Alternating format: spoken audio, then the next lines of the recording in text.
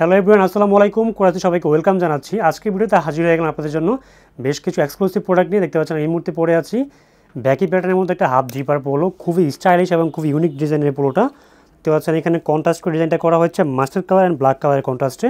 আর এই ফ্যাব্রিকটা হচ্ছে China imported fabric, কটনের মধ্যে। এটা কিন্তু অনেক বেশি কমফোর্টেবল এই সামারের জন্য।